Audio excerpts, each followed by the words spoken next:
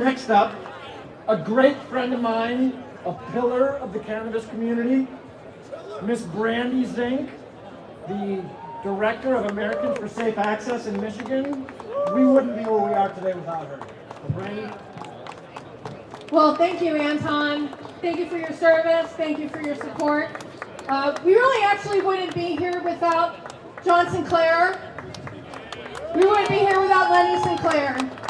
We wouldn't be here without so many of our brothers and sisters who have walked on.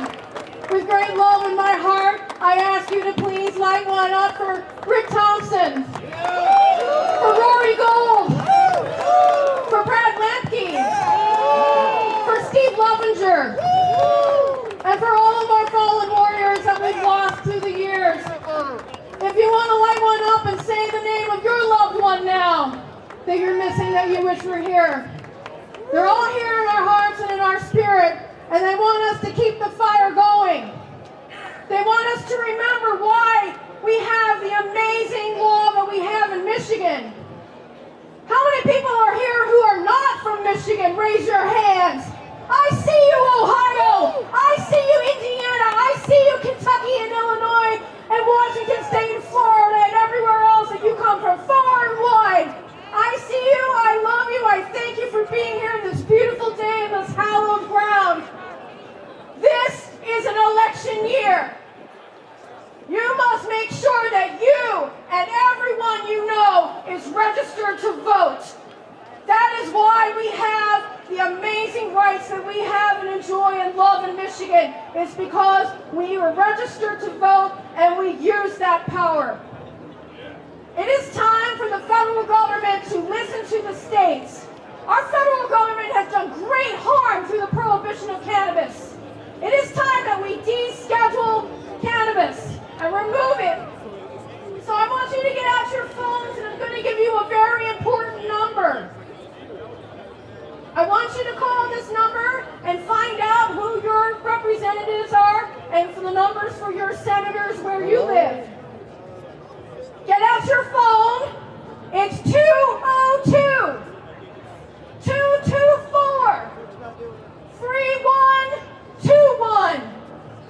That's 202 224 3132. That is the Capitol switchboard, and that's who you need to call so that you can make sure that your Congress people know it is time to deschedule cannabis. I also want you to make sure that you're paying attention to what's going on in your state. There are discussions in Michigan's legislature to merge the cannabis laws for medical and for adult use. I say, if these discussions are going on, they need to have a patient in the room. So you need to be sure that you are paying attention to what's going on in our state legislature. We cannot have them change our law without giving our input. Our state legislators and our Congress people need you to call them, to write them, to show up at their town halls or their coffee hours. They do listen, but only if you speak up. Your voice is your power. And we are mighty, mighty powerful, as you know. But we cannot take it for granted that just because legalization has passed, that everything is just hunky-dory.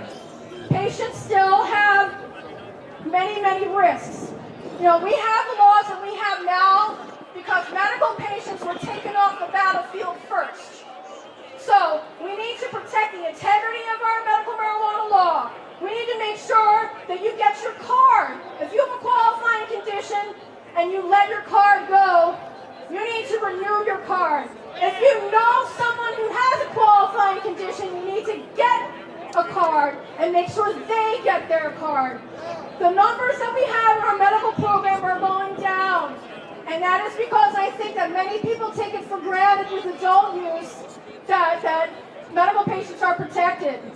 Medical patients need equity in the state, and we need to be sure that medical patients are free from discrimination, that we are free from taxes. We need to make sure that medical patients are protected for their child custody issues, for their job, their employment, for their professional licenses, if you're on probation, for driving privileges, and for housing. And let us not forget our veterans. All of those people are at risk, and we need to make sure that our state legislators, while they're going to try to merge the two programs, make sure that they do not forget the patients. I'd like to thank everyone who has joined Americans for Safe Access and signed up so that you can be empowered and you can have the knowledge and you can pay attention to what's going on with our legislatures in both federal and local and state issues. So I want to thank the people who have been contributing to our Michigan chapter. My vice chair, Jamie Lowell. We have here Anton Harv, who represents our veterans. We have Miriam Halprin. We have Dr. Gus Rasanya. We have Dr. Michael Whitty and Gail Whitty. And I want to thank everyone who's ever been involved. This is a beautiful movement that we have, and we need you to join us too. So safeaccessnow.org is Americans for Safe Access. We are the largest and oldest patient organization. We're in all 50 states. So keep the fight.